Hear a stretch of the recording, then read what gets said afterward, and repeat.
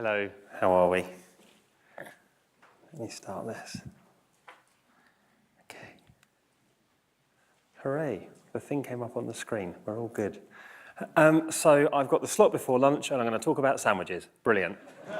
Straight after lunch, we're talking about vegetables. There's a food theme. Yeah. How many people in this room, just quick pop quiz, straw poll, are moving into a tech lead role? Okay, quite a few, about, I don't know, 20%, 30% of you. How many of you are in a tech lead kind of role? Loads of you. How many are quite terrified by that tech lead role?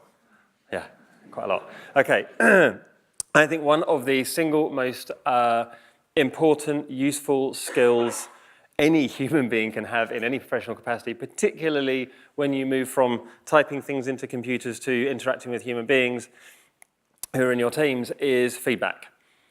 One of my few qualifications I have is I'm a qualified life coach.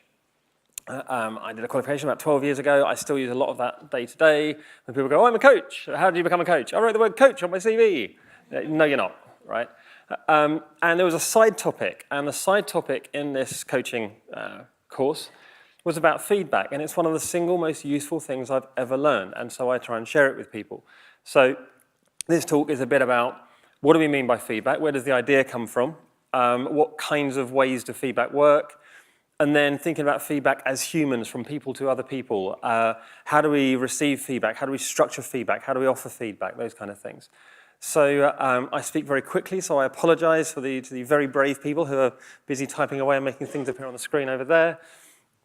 So I want to talk about feedback then. So part one, what is feedback? What do we mean? That's wonderful. That's feedback. I think I'm done.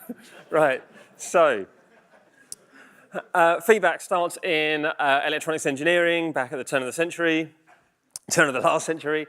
And then formalized, the idea of feedback in terms of systems was formalized in systems theory. So it's the latter half of the last century. And systems theory talks about, it's a very, very simple model that leads to all kinds of really interesting conclusions.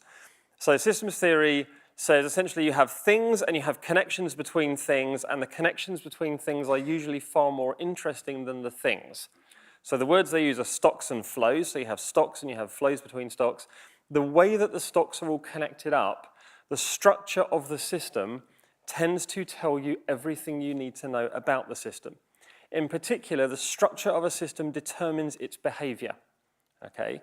And you can flip that around. You can say, I can look at the behavior I'm getting from a system, and it could be a computer system, it could be a system of work, it could be a system of people.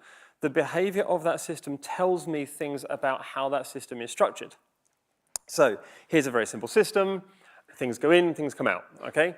That is basically the most simple system you can have. It has inputs and outputs. Things get interesting when you have feedback. So feedback is simply that the outputs or some of the outputs of a system re-enter the system as new inputs. That's all of feedback, okay?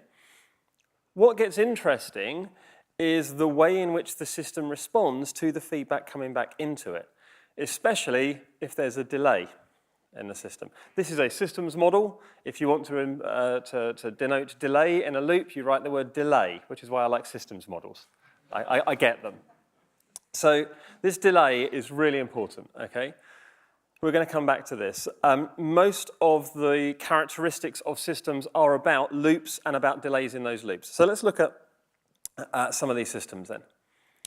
So any kind of adaptive system relies on feedback. So simple systems, input, output, straightforward. An adaptive system is a system that changes its behavior depending on the feedback it gets. So we've got a number of ways this happens. Reinforcing feedback. Reinforcing feedback, or an accelerating loop, this is where the feedback amplifies the behavior. So feedback on a guitar, right, is reinforcing feedback. What happens is the sound coming out of the guitar from the amplifier feeds back into the system, and you end up with excellent noises coming out of the guitar amp. there are some kind of negative forms of reinforcing feedback. So things like financial aid. So financial aid to a third world country or developing country, they say, here's some money, and they go, thank you.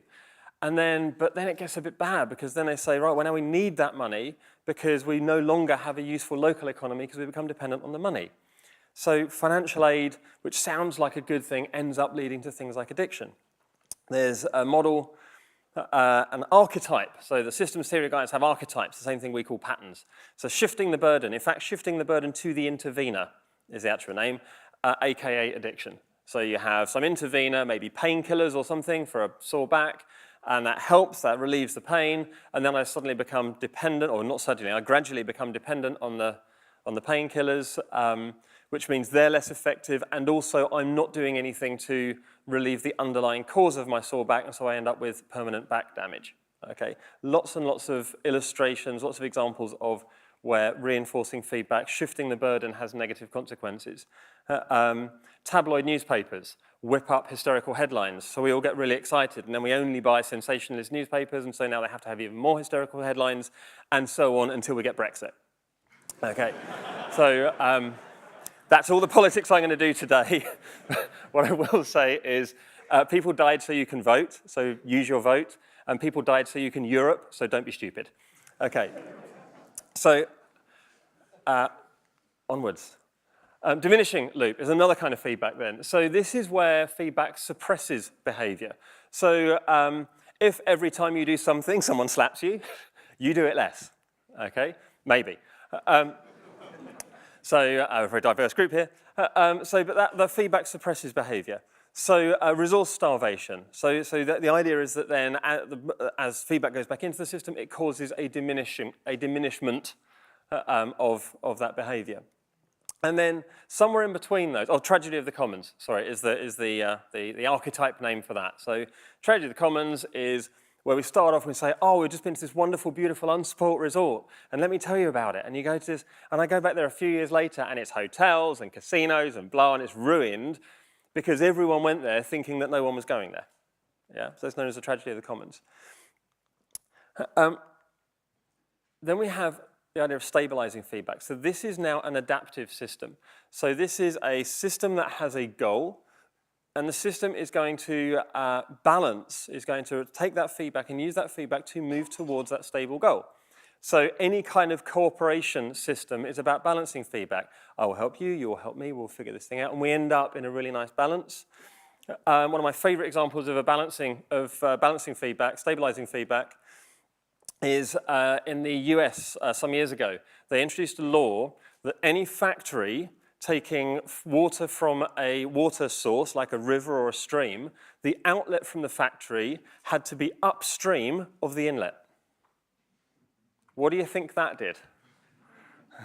What do you think that did to the toxic substances? Yeah, suddenly these guys become much, much more sensitized, much, much more aware to the stuff they're putting out into the river because their water inlet downstream is about to take it in. Okay, so a very, very powerful balancing feedback model. Limits to growth. One of my favorite people who writes about, or wrote about systems theory, Donella Meadows, sadly she died. So she wrote a wonderful book called Thinking in Systems, and she also wrote a famous paper about limits to growth. So her and her team at MIT were predicting global warming, were predicting boom-bust economies back in like the, I don't know, late 80s, early 90s, way, way before anyone really took it seriously. So, onwards. I've only got half an hour. This is so exciting. Finally, the last sort of feedback model, if you like, the way that feedback works. And again, we're going to be looking at how people feed back to other people. So all of this applies to humans talking to other humans. That delay I was talking about, if you get the delay exactly wrong, what tends to happen is you get what's called oscillating feedback or thrashing. So I have now the feedback is flipping between two states. So shower control. So I get in the shower and what do? It's a bit cold, so I turn the thermostat, and then it's really hot, and I turn the thermostat back. And if I get it exactly wrong, I have a really miserable experience. Okay? Too hot, too cold. If I wait, if I turn it and go, oh, it's too cold, but let me just wait, I introduce a delay. And now I introduce a delay and let the water stabilize, and then I turn it. So you can introduce a delay to settle oscillating feedback. So that's all the kind of theory, if you like. So boom and bust is the archetype again that's associated with that. With feedback, timing is everything. Remember I was talking about delay? Timing is everything. Small and frequent feedback in a system is better than large and infrequent feedback in a system. Small and frequent feedback to people is better than large and frequent feedback to people. So annual reviews, not that useful. I'm going to tell you something bad you did 11 months ago. What's up with that? So, come on, clicker, there we go. Any delay I have in feedback, any delay in receiving feedback means I am unable to respond to that feedback. It means I'm flying blind, okay? So that means that it reduces a system's responsiveness. Delays in feedback reduce responsiveness. It means I'm less able to do things. It limits the options I have, okay? All I have is old data. I have old information. As soon as I get new information, I have options. I can decide to respond to that. The processing effort of handling a big gob of feedback, or big gob of information, is much higher than processing lots and lots of small pieces of information, okay? This is all of continuous integration, continuous deployment, doing things in little pieces, okay? TDD, all of those things are about reducing batch size, doing things in smaller lumps more often. Lean operations prefers small batch size. Lean operations, theory of constraints, all of these things. The smaller, if I can have small frequent batches, it means I have much, much, much more control points all the way across my process. So timing is a big deal. So now let's shift this to people. Okay, so as a human being, why do I ask for feedback? Why do you ask for feedback? That's a question. You can say things. To get better. To get better. There we go. I want to improve. I want to modify my behavior. That's the thing I want to do. What else? Why else do I get feedback? Validation. Sorry? Validation. Very good, yeah. So here's some things. I want help when I'm stuck, right? So I'm stuck. I'd like some feedback. Can you help me out here? That would be really useful. And then, you know, and people kind of say these things, and then you say, well, why are you really asking for feedback? And they say things like, well, recognition, actually. I think I'm doing a good job. If I ask for feedback, I get my validation, I get my recognition, and we both know that I'm okay. I knew I was okay. I have a massive ego, right? But you didn't know I was okay, so now you know I'm okay, okay? So, why do we offer feedback? Why do we offer feedback? Make them better. To help people improve, right? That's really important. Why else do we offer feedback? What are the reasons? To get results we want. So yeah, I want to improve the system of work. I'm in a team. I may be leading that team, so I'm in a position of authority, and I have, you know, influence over this team, and so I think, I want to improve the system of work. Okay. I want to model a culture of encouraging feedback. So if I offer feedback, then other people offer feedback, and we all feedback, and that's really kind of, that creates, again, small batch feedback, yeah? Oh, wait. Wait, really, we offer feedback because maybe we want to control other people.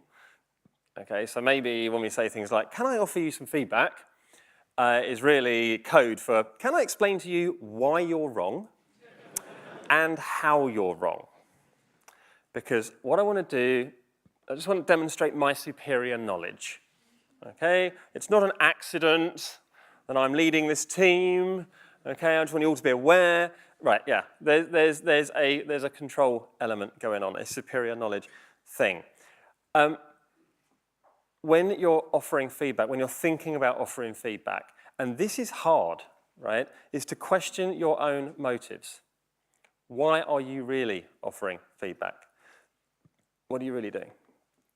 So, here's where it gets a bit meta. Feedback itself is a system. Ooh, what do I mean by that? So, feedback, to start with, feedback needs to be offered or it needs to be sought. There needs to be information, okay? So we start with some feedback. There's some feedback, and it's offered, it's sought, and then what happens is it gets heard, okay? So I offer feedback or I look out for feedback, and then it gets heard. Someone hears the feedback. You know, your call is important to us, right? No, it isn't. Because if my call were important to you, you'd have answered the phone by now. And in fact, you wouldn't have built a crappy product in the first place, so I would need to be calling you. Okay, so my feedback isn't important to you. So offered or sought. So the next thing is that it gets heard. And there's no point hearing feedback unless it gets actioned, okay? And this, again, creates a loop. There's loops everywhere, yeah? So any part of this system breaks and the feedback system breaks. If I don't have a way of offering or seeking feedback, there is no feedback. If I don't have a mechanism for hearing feedback, people are shouting into a void, they're going to get pretty bored with that quite quickly. And likewise, even if I say your call is important to me, or please leave your feedback on this page, and nothing ever happens, again, you create a damping loop. You create a diminishing loop. Yeah. So all three of those things need to be active, available, working for your feedback loop to be effective. So feedback itself is a system. So let's take a look now at delivering feedback. When we offer feedback, okay, there's a number of ways that we can do this. Most of them we get kind of horribly wrong. And again, through really good intentions, delivering feedback is a skill. As with any skill, it's learnable, and when you first start doing it, you're going to be rubbish. Okay? You'll get better over time, but that's okay, right? It's how any skill works. So the most important thing I can tell you about feedback, I can tell you lots of other things about feedback. If you take one thing away from this, it's this. Feedback is about behavior. What do I mean? What I mean by this is this. When you give someone feedback and when you hear feedback, even if you practice feedback as a skill or as a set of skills, you will still hear feedback at an identity level. You'll hear feedback being about you rather than about your behavior. Feedback is always, should always be about behavior.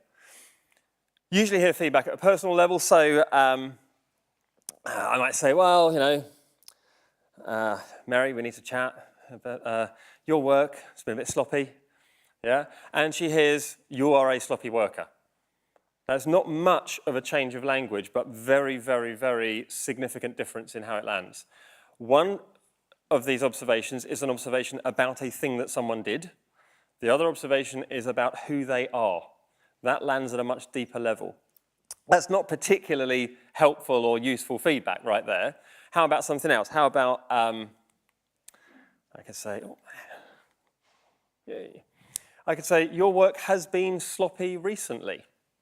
Okay, it's time-bound now. I've said it's within this period of time, and maybe that's why I'm bringing it up. Maybe because normally her work has been fantastic, and recently it's not been great. Okay, and maybe that's a kind of me clumsily trying to reach out or something. Yeah. So, but it's kind of I've contained it a bit. Here's a more positive way of saying something. I say on this specific occasion. Now I'm giving an example. Maybe your work was substandard. Okay. But again, it's still fairly negatively worded.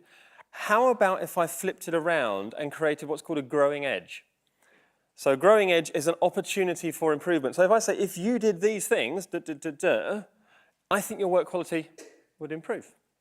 Okay. So now here's some useful, actionable stuff. Oh, okay. And actually, I should own it. And one of the most important things about feedback is owning yourself, owning your own agency in that feedback relationship, in that interaction. If you did these things, it would make me happier. Right? So I'm talking to you about this stuff because me. Yeah? So here's a model that I came across a few years ago. I found this insanely useful. It's kind of self-working. It does take a bit of practice. There are rules.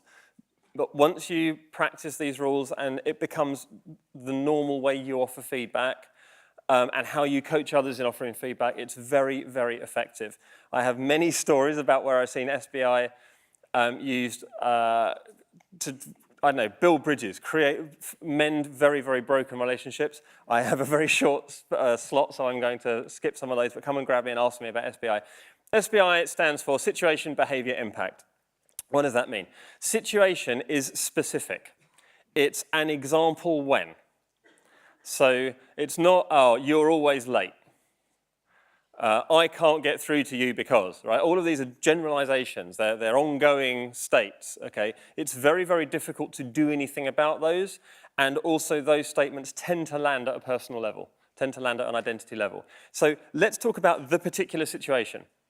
In that particular situation, what you did, Okay, so the behaviour is observable, it's concrete. If I asked other people, they'd have seen the same thing.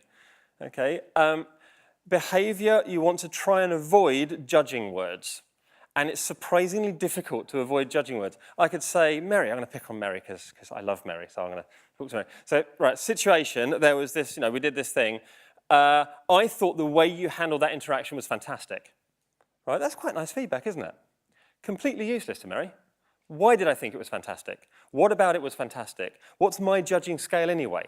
Yeah. If I said, you did this, this, this, and this, and then she says, okay, well, those are useful, actionable things, and I could maybe do those things again.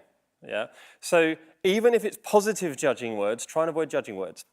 And then impact is me. Okay. Behavior is what that person did. Impact is how I felt. So in the team meeting on Friday, so it's a very specific instance, a very specific example, you spoke across me several times. We could ask other people in that meeting. Right? And they will say, oh, yeah, I remember, yeah, Dan, you were just going to say this thing. And then Mary said, oh, wait a minute. And they didn't mean to do that thing. But I felt like, and here's the punchline for this, you don't get to tell me how I felt like. Okay? You can't judge how I felt like. That's not in the rules. How I felt like is on me. It's about me. Okay? And maybe you didn't know this. In fact, it's very likely you didn't know this, and that's why I'm sharing it. So the impact on me was I felt like I wasn't being allowed to share my opinion with the team. Maybe I was, right? Maybe that's about my own stuff, but work with me here. Yeah? So SBI, very, very simple model, very, very powerful. Specific example, specific situation, a point in time. What did you do? And not judging words, actions, you did these things, and how I felt. I don't get to say how someone else felt. You spoke across Dave, and Dave looked pretty beaten up. That's not for me. I could maybe have a chat with Dave, but Dave should be offering that feedback. If he felt beaten up, maybe I'm just completely misreading the situation. You don't get to give feedback on other people's behalf, okay? So you own it. So there's two of us in this. There's agency from my side, and there's ownership from your side. In this situation, you behaved in this way. The impact on me was this. So, sidebar, ladder of inference, I would talk about today, but I'm not going to. A guy called Chris Argyris has this lovely model. Essentially, what's happening is I'm standing at the top of my ladder of all of my influences and all of the way I see the world, and I'm yelling across at you standing at the top of your ladder, and between our conversation are many, many filters. This illustration comes from the Fifth Discipline, Peter Senge's Systems Thinking book, and it's a gorgeous picture, so go and read up on Chris Argyris and the ladder of inference. What it really means is we are always talking through filters. Our filters are complex adaptive systems themselves. I have a different filter when I'm talking to Mary than when I'm talking to someone else, right, Ryan, because I'm continually, at an unconscious level, filtering stuff, and so are they. Okay, so we're always talking through several layers of filter to each other. So now, how do we structure feedback? There are three models that I want to look at today, one of which is the infamous sandwich model. And I find these super useful. Again, just have these in your back pocket. These are about, or rather, I guess the difference between these models is about the level of trust, or the level of safety, or the level of disclosure, or the level of vulnerability Pat Quayle was talking about at the beginning of the day. These things happen over time. You build trust, you establish rapport. While you're doing that, there's still value in giving and receiving feedback. There are different ways of doing this with different levels of safety. So, Porpoise feedback. This dates to some wonderful experiments that happened in the 70s, because all the really good experiments happened in the 70s, with reward systems, and particularly reward systems with porpoises. And these researchers, they said, so what they're going to do is see if they could train dolphins, train porpoises to jump through hoops purely based on rewards. There's no punishment, but every time the porpoise jumped through the hoop, it got a fish. And there's two porpoises in the pool, and they're swimming up and down, and then one of them happens to jump through the hoop, and then the training goes, oh, here's a fish. And the porpoise, oh, fantastic, I love fish, right? And then the other porpoise is like, aye, aye. And then it swims on, up through the hoop like this. I love a fish. And very good, here's your fish. And so they kind of very quickly learned to get these fish. And the trainers were going, this is kind of, and as the trainers were going, this is kind of cool, the first porpoise jumped through the hoop and did a little backflip. I'll have a fish. And so then the second porpoise jumped through the hoop, double backflip, splashed into the water. And what was happening is the porpoises were doing more and more elaborate tricks just because they were playing. And so they called this model porpoise feedback, which is that when you feed back with just goodness, okay, people are really keen to please you beyond what you asked for. So the model looks like this. You offer specific positive regard. It's that phrase again, okay? I'm not going to say anything bad about anything you're doing, right? So we're first learning to play tennis, and I'm standing here like this, and a ball keeps on going past, and every now and then I accidentally hit it. And the coach says, that was fantastic, right? They don't say, look, you're an idiot because you keep letting it go past, or watch your footing, because if you hear that when you're first starting out with something and you're feeling a bit vulnerable and you're feeling a little bit insecure and everything is wrong and someone's pointing out all the things that are wrong, you're like, I'm going to go learn something else, yeah? So you offer specific positive regard. That's all you do. You assume everything else is going to self-correct, okay?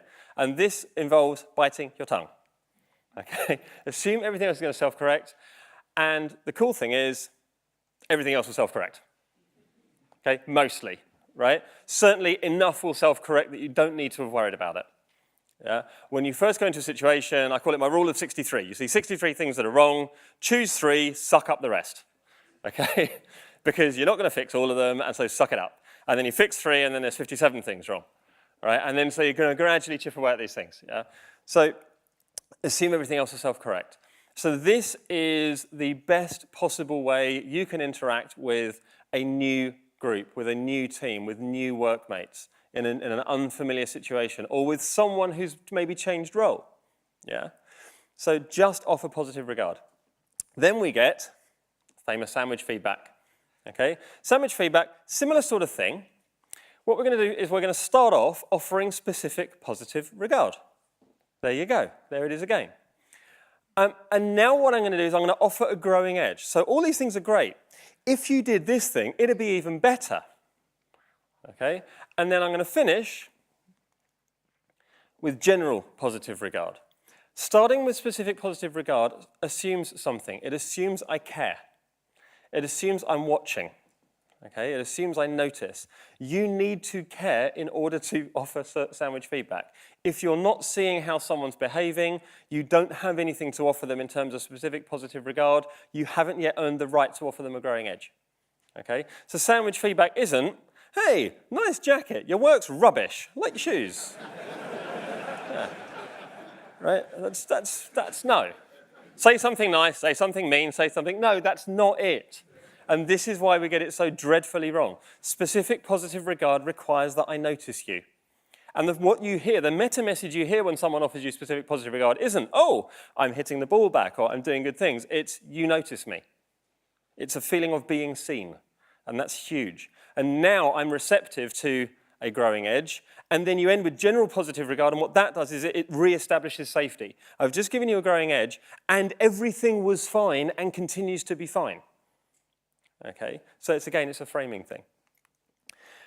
Finally then, Atkins feedback. Atkins feedback, kind of like sandwich feedback, without the bread. Okay? So this is in a high trust situation. So I say, Mary, check-in comments, right? Active voice, right? Present tense, what's different? Okay, and then Mary goes, course, sorry, on it, right? I didn't need to say, here are some great things you're doing, okay? Because she knows that she's doing great things and she knows that I see her doing great things and that I acknowledge that. She doesn't need me to reestablish safety because we never lost safety. What I did was gave her a growing edge. I didn't say, stop doing that thing. I said, this will make the comments better. And she says, oh, cool, okay? And so that, again, you only have the right to do that once you have established all that rapport, created all that safety, all that other stuff. You will use your judgment in order to figure out which of those feedback models is most effective. For all 3 of these, the way I structure the feedback is SBI. So in Atkins feedback, it's still situation, behavior, impact, right? So when you check in, when you did that last check-in, when you did those last couple of check-ins, let's take a look at the Git log, right? These are the messages that went in there. It means it's harder for me to figure out what's going on without looking at the diffs. Oh yeah, of course it is, sorry. Idiot, who wants coffee, right? And that's the kind of rapport that's going on. So, that's about offering feedback. Receiving feedback. How do you receive feedback? You say, thank you. Okay? When someone offers you feedback, you say, there is no step 2. You don't say, thank you for that feedback. I'm now going to, no.